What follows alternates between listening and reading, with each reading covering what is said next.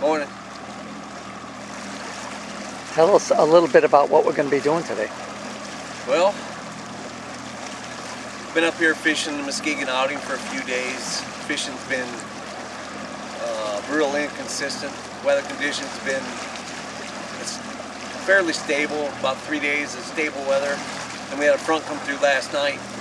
We had stable, but it was all low pressure, so you'd have a little bit of cloud cover, and then it would blow off, and it's just been tough for everybody. It's all straggler fishing.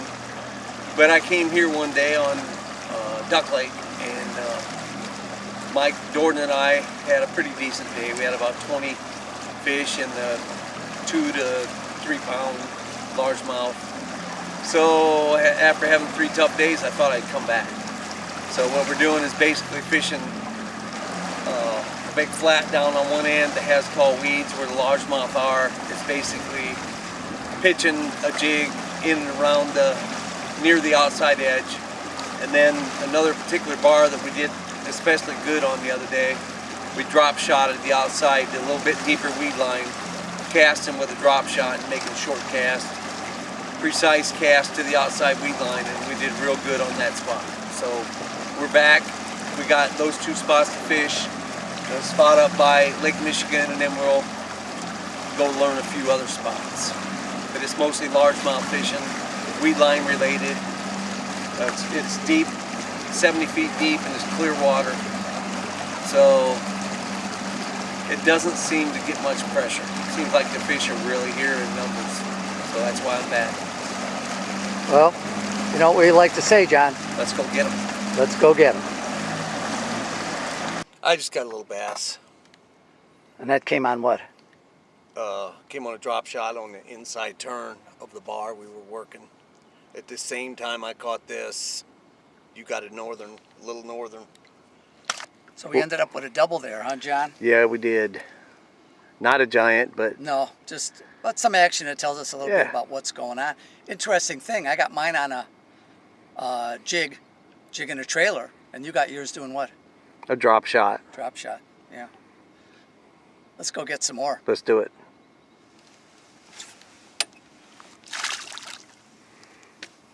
So John, you're drop shotting here, just caught a fish. Can you describe what this drop shot rig is set up for? How it's set up? It's just a weight on the bottom with a hook up above.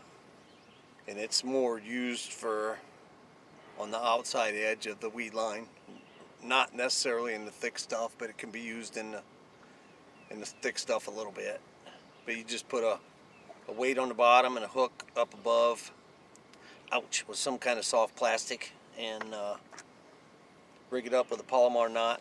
Yeah, let's take a look at that.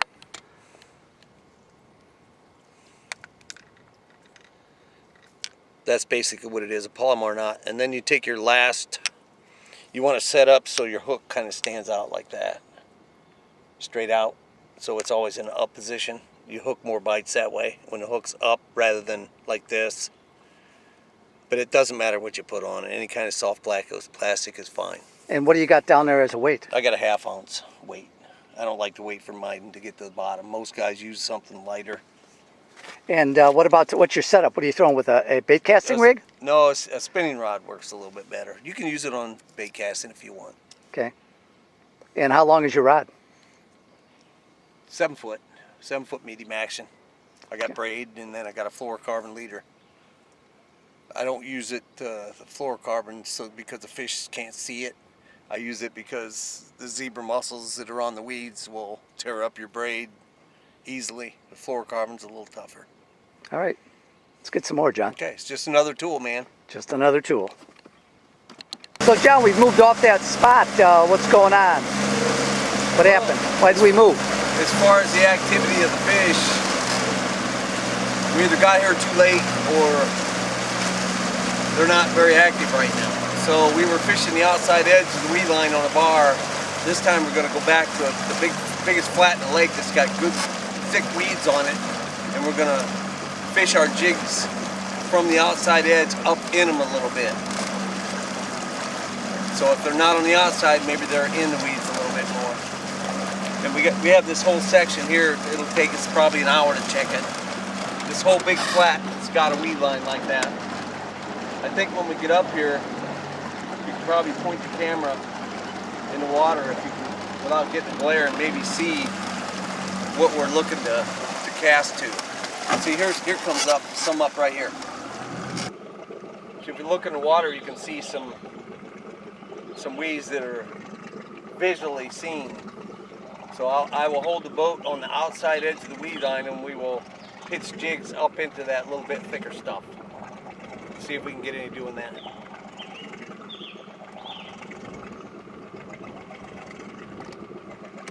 Let's do it.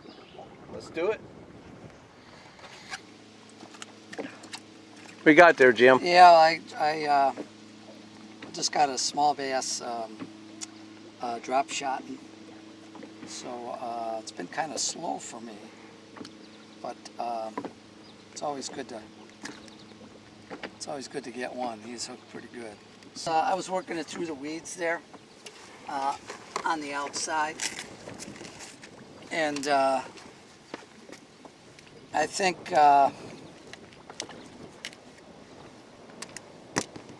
it's not a big fish. I had a special little twitch, just moved it just right, and that basically may be the problem for a lot of guys. Got to have that special little twitch. And for $4.95, I'll send you my pamphlet called The Special Little Twitch. Did Buck Perry have anything to do with you catching that fish? Oh, absolutely, absolutely. Even though you caught on a drop shot, would you still consider that I spoon would plugging? consider, oh, of course, that's spoon plugging. Right place, right time, right depth, right speed. Okay, and I'm sorry, special little twitch. I don't take too much credit for that, but once I Photoshop this, folks, it's a much bigger fish. I don't think he's that big. What do you think, 5 pounds? He's fighting like he's 5 pounds. Yeah. You know what? The fish in Michigan are shorter and chunkier than any place I fish. He's a little one, but you know what? On a tough day, I'll take whatever. Sure. Thanks, Buck.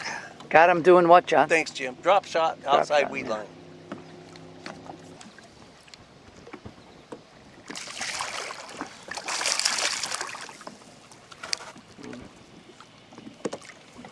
Okay. Now that's the first quality fish we've had all day. Yes. That tells us that something is going on. I think it's partially location too. You think about it, this is the deepest flat in the whole place that they can be. Oh, that's a nice one. It's about time. About time. You're gonna, No. okay. Need beauty? That's a very nice Look at fish, that. John. He's too pretty to kill. Too pretty. Thanks, Buck. Thanks, Jim. Let's get another one, buddy. Yeah.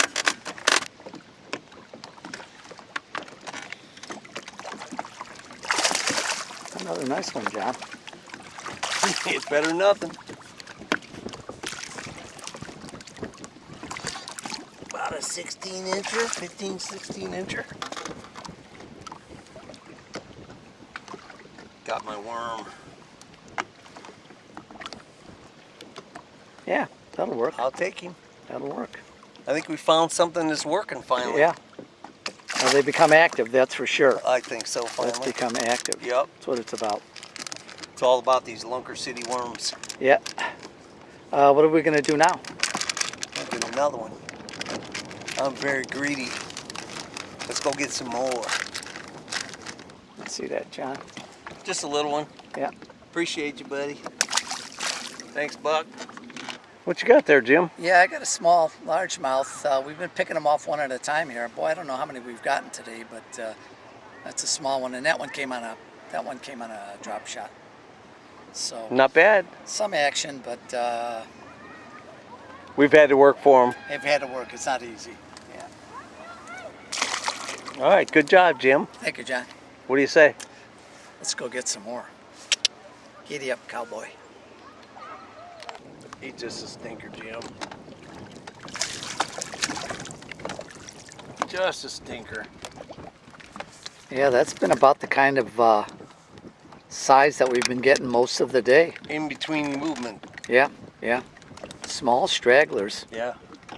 About 2 o'clock today, we hit all of our better fish within an hour. Yeah. Half hour, 45 minutes. Before and after, all small stuff. All right, John, what are your impressions of the day? They're pretty tough. He's on Duck Lake, mostly jig fish in the weed line. And we ended up with, this morning was all small fish till about 2 o'clock. About 2 o'clock, there seemed to be a little activity period, lasted half hour or so, and we probably caught 15 fish today, I'd say. And 12 of them, 13 of them came in that half hour. They were all bigger than what we caught in the morning and afterwards. It's all right. I'm not complaining. It is what it is, you know. Catch what's available, and that's it. And we did do some trolling. We did We did do some trolling. Do some deep trolling. So check out and see if some northerns were around. I don't know how many northerns are in here. There's some, because we catch some jig fish in the weed line, so there has to be some. It's a tough lake. I mean, the watercolor's gin clear, but we just fish. I'm basically here to jig fish the weed line for the largemouth. It's got some nice ones, pretty peaceful. Hardly anybody on it. 250 acres of water, got to yourself. I mean, we never saw one bass fisherman on the whole lake. That's why I like it. Well, we're going to go out tomorrow. We're going to try another lake and see what's going on. It's going to be kind of interesting to find out how the other guys did. Yeah, today? Out there, yeah. Yeah. We had a front move through. We had some rain overnight. The front came through and we got wind out of the northwest. So it will be interesting to see how it affected the other lakes in the area. I'm sure it did. All right, John. Thank you again for taking me out. Much appreciated. It's always a good day. Yes, it is. I appreciate the effort that you put into it. Okay. See ya. All right. Tell them all. What are we up to today? Yeah, we're on White Lake. And we're going to go out here and check some of the deeper break lines in the main basin of the lake. It's been a long time since I looked at it. That's what we're going to do. Maybe pick up a big giant northern or a walleye. What's the word at the campground about the fishing out here? This has been the most consistent. Guys are catching them anywhere from the weed line down to 26 feet. So are we going to work that whole depth range and even deeper? Is that what you're saying? We're going to work an area that has a giant flat that comes out, and there's not many break lines. There's not a good break line until you get to about 26 feet. And as you work down the lake, it appears that the break line is going to get deeper and deeper. There's a deep saddle out here between two holes that I don't think is getting much pressure. And I really think we ought to spend a little bit of time on that this morning before we go clear down the other end. But when we get into that area, we'll spend some time looking at it. So do you usually set up a plan before you go out on a lake, or is it just whatever it is? Sounds like you got a plan today. Well, we always have a plan. Whether it works or not, it's another thing, you know? What do you think about these conditions that we have? The fishing's been very inconsistent the last 5 days. It's just been for everyone. Nobody has slaughtered anything. One here, one there. Some here, some there. Some at shallow depths, some at the mid depths. Somebody gets a lot, gets in the right place and catches one at 25 or 30 feet. It's all been inconsistent. You know, we've had a low pressure system for several days with not much cloud cover. We had a front come through the day before yesterday, and we have, I don't know what this is, whether it's leftovers or what, but coming off with the weather coming off of Lake Michigan, you never know what you're going to get. It is what it is. We just go fishing. Yeah. And this is summertime, and we know that some of the deep break lines hold some monster northerns and big walleyes. So that's our plan today, is to spend a lot of time out on the deep break lines, and we're not hoping for the best. We're not hoping for luck. We're hoping we do a good job of checking the deep break lines and we already committed that we're going to stay there until the fish move. You know, if it's not productive, we might go up and check a weed line, a shallower weed line, but we're going to get right back out on those deep break lines, waiting for the fish to move. We'd like to get a big one. Well, you know what I like to say. Yeah, let's go get it. Let's go get it. How you do it, Jim? Giddy up, cowboy. Giddy up. I always thought that around the red buoy out here, the first big bar that comes out, I always thought that just past that, the break lines were real subtle and real flat, but it doesn't start getting flat until the area where the dredge channel comes in all the way to the bank. Out from that starts that giant flat that goes out. And before that, you got nice deep holes and nice sharp break lines. But when you get to that big 16, 17, 18 foot flat, whatever it is, that the end of that flat is the saddle that comes out where the bar comes out on that side and this side. And the map says that the saddle is 28 feet. And it's separating a 60 foot hole and a 33 foot section. And right beyond that, you got a 39 foot hole. So I don't know why that area shouldn't be working hard, you know? Look how quickly that comes up when you hit 38. Maybe this is a saddle.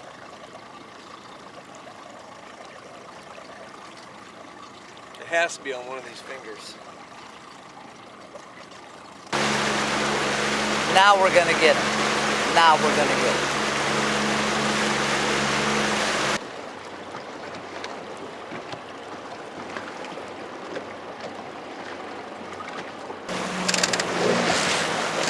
Wow.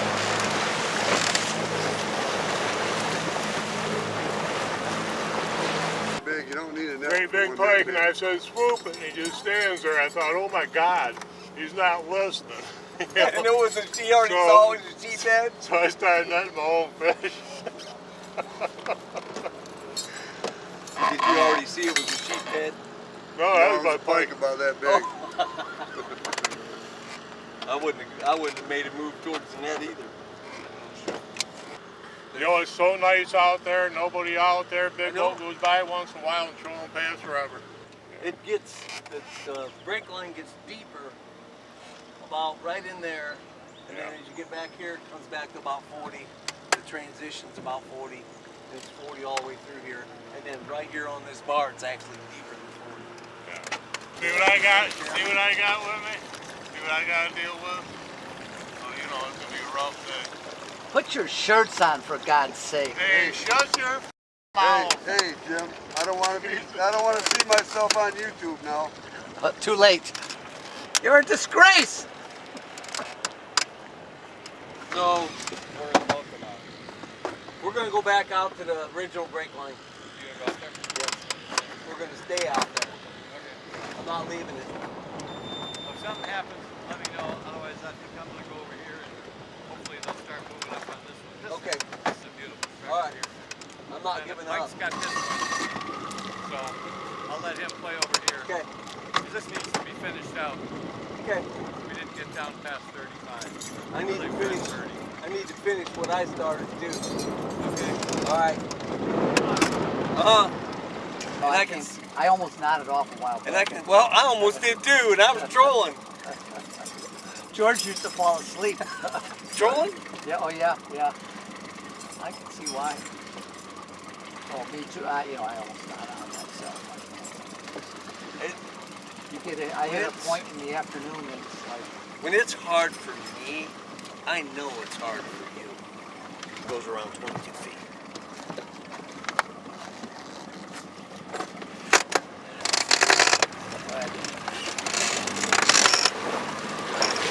You can look at the map, and the map clearly tells you what's coming up. I don't think you could ever have a bad day through here.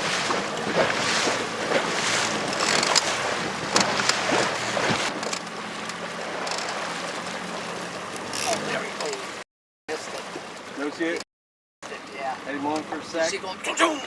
Yep, I heard it for a split sec. John, you look a little tired. You look a little frustrated. What kind of day was it? Jim and I decided we'd come out on White Lake and fish the deep break lines. Fishing's been so inconsistent, everything. I mean, everybody's fishing's been inconsistent. So we thought, well, we'll hit the deep break lines on White and stay there until they move. So we spent most of the day fishing break lines from 28 feet to about 45 feet. And I mean, we stayed on them from the time we got here until 2:30, 2:10, something like that in the afternoon. Not one hit. And we couldn't take it anymore. So we went back to the weed line. Jim got one hit from a northern and lost him. Taboni called and said that he caught some fish back in the bay back there by the ramp, pitching jigs around the weeds. So we came back up in here and we caught a 2-pounder and a 4-pounder, and that's been about it. How did Mike Dorden and Harold Miller do? I think Mike Dorden and Harold caught a few northerns back in the bay, but they was out here in the main lake, and I don't think they caught a fish all day. I think Mike Taboni caught a couple of sheephead out here in the main lake, and that was it for them. So it's been tough. It's a tough day, but you really don't know what's going on unless you're out here. We learned a lot today. I mean, there's some beautiful, beautiful break lines out there that start at this end at about 28 feet. And the farther you go towards the west, towards Lake Michigan, they get deeper and deeper, down to about 45. And you're trolling them and following them, and they come out on great, big, beautiful fingers. And it's all hard rock bottom. And it's just, there's 4 or 5 of them along in the whole stretch in about 3 miles. And there's just beautiful structures. And the fish did not move when we were there. Well, maybe not this time, but yeah, not this time. We learned a lot. We'll get them the next time. And that's what you do on these kind of days. You learn what you can, and if they don't move, we will. I always say, if I don't get them today, I'll get them tomorrow. All right, John. Thanks again. Jim. Thanks again for having me tag along, and I appreciate it. I learned a lot today too. I did too.